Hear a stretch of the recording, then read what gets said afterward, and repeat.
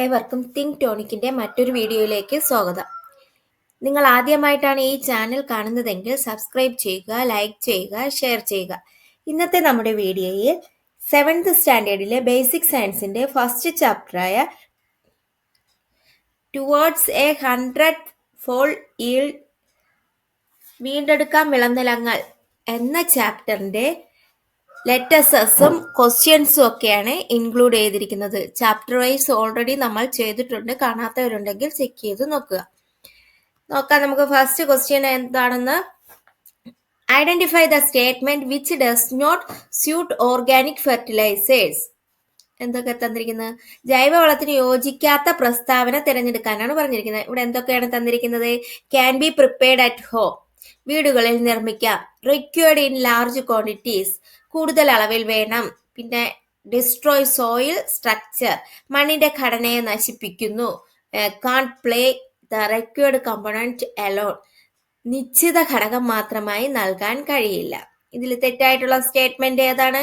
മണ്ണിന്റെ ഘടനയെ നശിപ്പിക്കുന്നു. Destroy soil structure. Organic fertilizers ഒരിക്കലും മണ്ണിന്റെ ഘടന നശിപ്പിക്കുന്നില്ല. ഓക്കെ, അടുത്ത ക്വസ്റ്റ്യൻ നോക്കാം. മാച്ച് ദ ഫോളോയിങ് പറഞ്ഞിരിക്കുകയാണ്. ഇത് ഏതൊക്കെയാണെന്ന് യോജിപ്പിക്കാനാണ് പറഞ്ഞിരിക്കുന്നത്. ഫസ്റ്റിലത്തെ എപ്പിക്കൾച്ചർ ഏതാണ്? Rearing of honey bees. അടുത്ത cuniculture, rearing of rabbits. Sericulture, rearing of silkworm. Pisciculture, rearing of fish. ഇതൊക്കെ നമ്മൾ ചാപ്റ്റർ വൈസ് ചെയ്തപ്പോഴത്തേക്ക് എല്ലാം വിശദമായിട്ട് പറഞ്ഞിട്ടുണ്ട്. നിങ്ങൾ അതൊന്ന് നോക്കുക. അപ്പൊ പിന്നെ നമ്മൾ ഇനി റിപ്പീറ്റ് ചെയ്യേണ്ട കാര്യമില്ല. താഴെ തന്നിരിക്കുന്നവയിൽ ഉചിതമായവ വരച്ചു ചേർക്കാനാണ്. എപ്പിക്കൾച്ചർ എന്ന് പറഞ്ഞാൽ എന്തോന്നാണ്? തേനീച്ച വളർത്തലാണ്. ക്യൂണിക്കൾച്ചർ എന്ന് പറഞ്ഞാൽ എന്തോന്നാണ്? മുയൽ വളർത്തൽ. സെറികൾച്ചർ എന്ന് പറഞ്ഞാൽ എന്തോന്നാണ്? പട്ടുനൂൽ പുഴു വളർത്തൽ. ഫിസിക്കൾച്ചർ, മത്സ്യം വളർത്തൽ. Okay, clear? അടുത്ത് നോക്ക്, തേർഡ് ക്വസ്റ്റ്യൻ.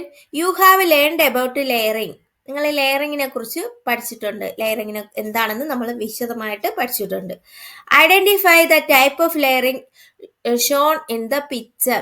ഈ ഫിഗറിൽ തന്നിരിക്കുന്നതിൽ എന്തോന്ന് ലെയറിംഗ് ആണെന്ന് നമ്മളടുത്ത് ഐഡന്റിഫൈ ചെയ്യാൻ പറഞ്ഞിരിക്കുകയാണ്. ഇതെന്താണ്?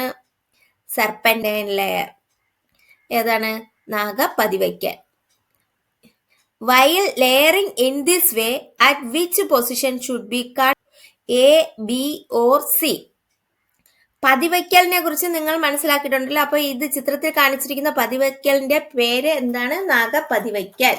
ഈ രീതിയിൽ പതിവയ്ക്കുമ്പോൾ ചിത്രത്തിൽ കാണിച്ച എ, ബി, സി എന്നീ സ്ഥാനങ്ങളിൽ എവിടെയാണ് മുറിക്കേണ്ടത്? കണ്ടല്ലോ, എ ഇതാ കിടപ്പുണ്ട്, ബി ഇതാ ഇവിടെ കിടപ്പുണ്ട്, സി ഇതാ ഇവിടെ ഉണ്ട്. അപ്പൊ എവിടെയാണ് മുറിക്കേണ്ടത്? ബിയുടെ അവിടെ വെച്ചിട്ടാണ് മുറിക്കേണ്ടത്. ഓക്കെ, അടുത്ത fourth question. Look at the picture. അവിടെ ഒരു പിക്ചർ തന്നിട്ടുണ്ട്. Identify stock and scion from A and B. ചിത്രത്തിൽ തന്നിരിക്കുന്നതിൽ എ, ബി എന്നിവയിൽ സയൺ ഏതാണെന്നും സ്റ്റോക്ക് ഏതാണെന്നും പറയാനാണ്. ഏതിലാണോ? എ എന്ന് പറയുന്നതാണ് സയൺ, ബി എന്ന് പറയുന്നത് സ്റ്റോക്ക്. ഇത് സയൺ, ഇത് സ്റ്റോക്ക്. ഓക്കെ, ഇത് സയൺ, ഫസ്റ്റിലത്തെ സയൺ, രണ്ടാമത്തത് സ്റ്റോക്ക്. അടുത്ത് നോക്കാം. അടുത്ത ക്വസ്റ്റ്യൻ എന്തോന്നാണ്? What is the advantages of attaching the stem of Malgova to the local variety of mango tree. നാടൻ മാവിൽ മൽഗോവയുടെ കമ്പ് ഒട്ടിക്കുന്നത് കൊണ്ടുള്ള പ്രയോജനം എന്താണ്? If Malgova is attaching to a local variety of mango tree, we get big sweet mangoes. എന്താണ്? ഒട്ടിക്കുമ്പോൾ വലുതും മധുരമായതുമായ മൽഗോവ മാമ്പഴങ്ങൾ ലഭിക്കുന്നു. അല്ലെ, നാടൻ മാവിൽ മൽഗോവ കമ്പ് ഒട്ടിക്കുമ്പോഴത്തേക്ക് മധുരമുള്ള വലിയ മൽഗോവ മാമ്പഴങ്ങൾ നമുക്ക് ലഭിക്കുന്നു. എ ഇവിടെ തന്നിട്ടുണ്ട്, ബി ഇവിടെ തന്നിട്ടുണ്ട്. അടുത്ത് സി എന്താണ്? Is there any merit in attaching the stem of local variety of mango tree to the same variety? നാടൻ മാവിന്റെ കമ്പ് തന്നെ ഒട്ടിച്ചാൽ എന്തെങ്കിലും പ്രയോജനമുണ്ടോ? എന്തുണ്ട്? Yes, early flowering and fruiting, grow well in our soil, required little care. അപ്പൊ മൽഗോവ നാടൻ മാവിൽ ഒട്ടിക്കുമ്പോൾ കുറച്ച് പരിചരണത്തിൽ തന്നെ നമ്മുടെ മണ്ണിൽ നന്നായി വളരും. പിന്നെ എന്തോന്നാണ്? നേരത്തെ നേരത്തെ പുഷ്പിക്കുകയും നല്ല പഴങ്ങൾ നമുക്ക് ധാരാളമായി കായ്ക്കുകയും ചെയ്യും. വലുതും മധുരമുള്ളതുമായ മൽഗോവ മാമ്പഴങ്ങൾ ലഭിക്കും. അടുത്ത question, list different methods of pest control. കീടനിയന്ത്രണത്തിന് സ്വീകരിക്കാവുന്ന വിവിധ മാർഗങ്ങൾ ഏതൊക്കെയാണെന്ന് അത് നമ്മൾ ചാപ്റ്ററിൽ പഠിച്ചിട്ടുണ്ട്. അതാ ഇവിടെ തന്നിട്ടുണ്ട്. ഏതൊക്കെയാണ്? Biological control, mechanical control, pesticides. Pesticides രണ്ട് തരത്തിലുണ്ട്, കെമിക്കൽ പെസ്റ്റിസൈഡ്സ്, ഓർഗാനിക് പെസ്റ്റിസൈഡ്സ്. അപ്പൊ ബയോളജിക്കൽ കൺട്രോൾ എന്ന് പറഞ്ഞാൽ എന്തോന്നാണ്? Lady bug is an insect which eats the pest that grow on plants. Trichogama is another friendly insect of this kind. Similarly, frog, mayuba, calotus, bug, etc. feed on pets which insects crops. This kind of pest control is called biological control. എന്താണ് ജൈവ നിയന്ത്രണം എന്ന് പറയുന്നത്? കുറെ പ്രാണികളുണ്ടല്ലോ, വട്ടച്ചാഴി, trichogramma, തവള, അരണ, ഓന്ത്, വണ്ട് തുടങ്ങിയ ജീവികൾ വിളകളെ ബാധിക്കുന്ന കീടങ്ങളെ തിന്ന് നശിപ്പിക്കുന്നു. ഇത്തരം ജീവികളെ ഉപയോഗിച്ചുള്ള കീടനിയന്ത്രണമാണ് എന്തെന്ന് പറയുന്നത്? ജൈവ നിയന്ത്രണം എന്ന് പറയുന്നത്. അടുത്ത സെക്കൻഡ് വൺ ഏതാണ്? Mechanical control. എന്താണ്? The method of controlling pest by removing them manually or using traps is called mechanical control. Pheromone trap is an example. എന്താണ് മെക്കാനിക്കൽ കൺട്രോൾ എന്ന് പറയുന്നത്? യാന്ത്രിക നിയന്ത്രണം എന്ന് പറഞ്ഞാൽ കെണികൾ ഉപയോഗിച്ചോ കൈകൊണ്ടോ പെറുക്കി മാറ്റിയോ കീടങ്ങളെ നിയന്ത്രിക്കുന്ന രീതിയാണ് യാന്ത്രിക നിയന്ത്രണം എന്ന് പറയുന്നത്. ഇതിനായി ഉപയോഗിക്കുന്ന ഒരിനം കെണിയാണ് ഫെറമോൺ കെണി എന്ന് പറയുന്നത്. ഓക്കെ, അടുത്ത തേർഡ് ആണെന്ന് പറയുന്നത് pesticides. Pesticides are of two types, chemical pesticides and organic pesticides. Pesticides എന്ന് പറയുന്ന രണ്ട് തരമുണ്ട്. ഏതൊക്കെയാണ്? കെമിക്കൽ പെസ്റ്റിസൈഡ്സും ഉണ്ട്, ഓർഗാനിക് പെസ്റ്റിസൈഡ്സും ഉണ്ട്. കെമിക്കൽ പെസ്റ്റിസൈഡ്സ് എന്ന് പറഞ്ഞാൽ എന്താണ്? These are pesticides prepared using chemical substance. Organic pesticides are comparatively less harmful than chemical pesticides. Tobacco decoction, neem oil, emulsion, garlic, kandari mixture etc. are the sum of the organic pesticides. അപ്പൊ pesticides എന്ന് പറഞ്ഞാൽ കീടനാശിനികൾ എന്ന് പറഞ്ഞാൽ എന്താണ്? കീടനാശിനികൾ രണ്ട് തരമുണ്ട്, രാസ കീടനാശിനികളും ജൈവ കീടനാശിനികളും. രാസ കീടനാശിനികൾ എന്ന് പറഞ്ഞാൽ എന്താണ്? രാസവസ്തുക്കൾ ഉപയോഗിച്ച് നിർമ്മിച്ച കീടനാശിനികളാണ് രാസ കീടനാശിനികൾ എന്ന് പറയുന്നത്. ജൈവ കീടനാശിനികൾ എന്ന് പറഞ്ഞാൽ എന്തോന്നാണ്? രാസ കീടനാശിനികളെ അപേക്ഷിച്ച് ദോഷം കുറഞ്ഞവയാണ് ജൈവ കീടനാശിനികൾ എന്ന് പറയുന്നത്. പുകയില കഷായം, വേപ്പെണ്ണ, എമൽഷൻ, വെളുത്തുള്ളി, കാന്താരി കീടനാശിനികളാണ്. ഓക്കെ, ഇത്രയാണ് ലേറ്റസ്റ്റസിൽ വരുന്നത്. ഇനി അടുത്ത കുറച്ച് ഇമ്പോർട്ടൻ്റ് ആയിട്ടുള്ള ക്വസ്റ്റ്യൻസ് തന്നിട്ടുണ്ട്. ഇതൊക്കെ നമ്മൾ ചാപ്റ്റർ വൈസിൽ അതിൻ്റെ കൂടെ നോട്ടായിട്ട് തന്നിട്ടുള്ള കാര്യങ്ങൾ തന്നെയാണ്. കുറേയൊക്കെ ഞാൻ ഇൻക്ലൂഡ് ചെയ്തിട്ടുണ്ട്, നിങ്ങൾ ഒന്ന് നോക്കുക. Okay, first vegetative propagation and sexual reproduction. എന്താണ്? The process of production of new saplings from a vegetative parts of plants like root, stem, leaf and underground stem is called vegetative propagation. This is a kind of asexual reproduction. Seeds are formed through sexual reproduction. Seedlings are germinated from seeds too. അപ്പൊ കായിക പ്രജനനവും ലൈംഗിക പ്രത്യുൽപാദനം എന്ന് പറഞ്ഞാൽ എന്തോന്നാണ്? ഒരു സസ്യത്തിന്റെ കായിക ഭാഗങ്ങളായ വേര്, തണ്ട്, ഇല, ഭൂകാണ്ഡം എന്നിവയിൽ നിന്ന് പുതിയ തൈകൾ ഉണ്ടാകുന്ന പ്രക്രിയയ്ക്കാണ് കായിക പ്രജനനം എന്ന് പറയുന്നത്. ഇത് ഒരു അലൈംഗിക പ്രത്യുൽപാദനമാണ്. വിത്തുകൾ ഉണ്ടാകുന്നത് ലൈംഗിക പ്രത്യുൽപാദനത്തിലൂടെയാണ്. വിത്ത് മുളച്ചും തൈകൾ ഉണ്ടാക്കാം. ഓക്കെ, അടുത്ത ലെയറിങ്.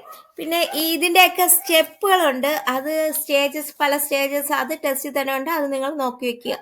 ഇത് ലെയറിങ് എന്ന് പറഞ്ഞാൽ എന്താണ്? Layering is a practice of producing plantlets by cutting and planting the stem of mother plant after generating roots from it. എന്ന് വെച്ചാൽ എന്താണ്? പതിവയ്ക്കൽ. മാതൃസസ്യത്തിന്റെ കമ്പുകൾ വേര് മുളപ്പിച്ച ശേഷം ആ ഭാഗം മുറിച്ചു നട്ട് പുതിയ തൈകൾ ഉണ്ടാക്കുന്ന രീതിയാണ് പതിവയ്ക്കൽ എന്ന് പറയുന്നത്. അടുത്ത plants with different layering methods ഏതൊക്കെയാണ്? എയർ ലെയറിംഗ്, സർപ്പന്റൈൻ ലെയറിംഗും. ഏതൊക്കെയാണ് എയർ ലെയറിംഗിൽ വരുന്നത്? Guava, cashew tree, sapota, rose, java, apple, fig, almond. ഏതൊക്കെ എയർ ലെയറിംഗിൽ വരുന്നതാണ്. സർപ്പന്റൈൻ ലെയറിംഗിൽ വരുന്നത് എന്താണ്? Bougainvillea, jasmine, betel, pepper, grapes, chrysanthemum. Okay, പേര, കശുമാവ്, സപ്പോട്ട, റോസ്, ചാമ്പ, അത്തി, ബദാം. നാഗപതിവയ്ക്കലിൽ വരുന്നത് ബോഗൺവില്ല, മുല്ല, പിച്ചി, കുരുമുളക്, മുന്തിരി, ജമന്തി, വെറ്റില. അടുത്ത ക്വസ്റ്റ്യൻ എന്താണ്?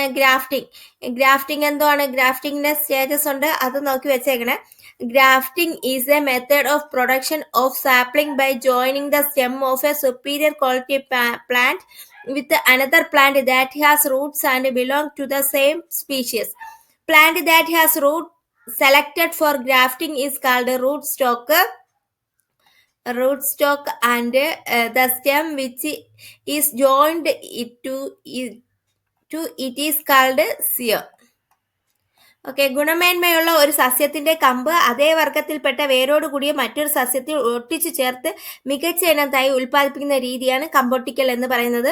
ഒട്ടിക്കാനായി തിരഞ്ഞെടുക്കുന്ന വേരോട് കൂടിയ ചെടിയെ റൂട്ട് സ്റ്റോക്ക് എന്നും ഒട്ടിക്കുന്ന കമ്പിനെ സയൺ എന്നും പറയുന്നു. ഓക്കെ, അടുത്തെന്താണ്? ബഡിങ്ങിനും അതേ സ്റ്റേജസ്, അത് നോക്കി വെക്കുക. Budding is the method of producing superior quality planting materials by joining the buds of a superior quality plant with another plant that has roots and belongs to the same species. എന്താണ് മുകുളം ഒട്ടിക്കൽ എന്ന് പറഞ്ഞാൽ? ഗുണമേന്മയുള്ള ഒരു സസ്യത്തിന്റെ മുകുളം അതേ വർഗത്തിൽപ്പെട്ട വേരോട് കൂടിയ മറ്റൊരു സസ്യത്തിൽ ഒട്ടിച്ചു ചേർത്ത് മികച്ച നടീൽ വസ്തു ഉണ്ടാക്കുന്ന രീതിയാണ് മുകുളം ഒട്ടിക്കൽ എന്ന് പറയുന്നത്. Hybridization is the process of production of seeds by artificially pollinating two plants which have different qualities and belong to the same species. From the seeds thus produced, those with the superior quality are collected. These are the hybrid seeds. എന്താണ് വർഗസങ്കരണം എന്ന് പറഞ്ഞാൽ? ഒരേ വർഗത്തിൽപ്പെട്ടതും വ്യത്യസ്ത ഗുണങ്ങൾ ഉള്ളതുമായ രണ്ട് ചെടികൾ തമ്മിൽ കൃത്രിമ പരാഗണം നടത്തി രണ്ടിന്റെയും ഗുണങ്ങൾ ചേർന്ന പുതിയ വിത്തുകൾ ഉൽപ്പാദിപ്പിക്കുന്ന രീതിയാണ് വർഗസങ്കരണം എന്ന് പറയുന്നത്.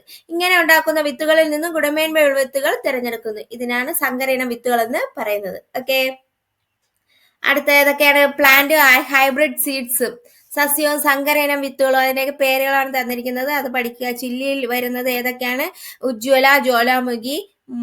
പിയിൽ വരുന്നത് ജ്യോതിക, ഭാഗ്യലക്ഷ്മി, പാഡി, പവിത്ര, അന്നപൂർണ, കോക്കനട്ട്, ചന്ദ്രശങ്കര. ലേഡീസ് ഫിംഗറിൽ സാൽ, കീർത്തി, കിരൺ. ഓക്കെ, മുളക്, പയർ, നെല്ല്, തെങ്ങ്, വെണ്ട ഇവയുടെ സങ്കരയിനം വിത്തുകളുടെ പേരുകളാണ്, അതൊക്കെ പഠിച്ചു വെക്കുക. അടുത്ത് ഓർഗാനിക് ഫെർട്ടിലൈസേഴ്സും കെമിക്കൽ ഫെർട്ടിലൈസേഴ്സും തമ്മിലുള്ള ഡിഫറൻസ് ആണ്. എന്താണ് ഓർഗാനിക് ഫെർട്ടിലൈസർ വരുന്നത്? ഒബ്റ്റൻസ് ഫ്രം ഓർഗാനിക് മാറ്റർ, ജൈവ വസ്തുക്കളിൽ നിന്ന് ലഭിക്കുന്നു. എന്തോന്നാ? അടുത്ത് റിക്വേർഡ് ഇൻ ഹയർ ക്വാണ്ടിറ്റി, കൂടുതൽ അളവിൽ വേണ്ടി വരും. നോട്ട് ഹാംഫുൾ ടു സോയിലിന് ദോഷമില്ല, മണ്ണിന് ദോഷകരമല്ല.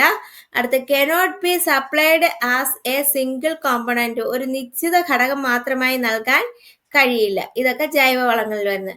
അടുത്ത കെമിക്കൽ ഫെർട്ടിലൈസേഴ്സിൽ വരുന്ന എന്തോന്നാണ്? Produced from a chemical industry, രാസവസ്തുക്കൾ ഉപയോഗിച്ച് വ്യാവസായികമായി നിർമ്മിക്കുന്നു.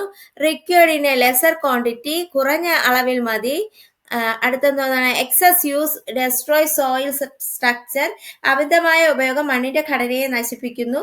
അടുത്തെന്തോന്നാണ്? Components can be supplied as per requirement, ആവശ്യമുള്ള ഘടകം മാത്രമായി നൽകാം.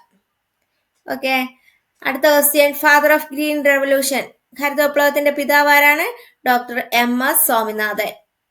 അടുത്ത ഇത് ഇമ്പോർട്ടന്റ് ആണ്. അതർ അഗ്രികൾച്ചറൽ സെക്ടേഴ്സ്, മറ്റ് കാർഷിക സംരംഭങ്ങൾ ഏതൊക്കെയാണെന്ന്.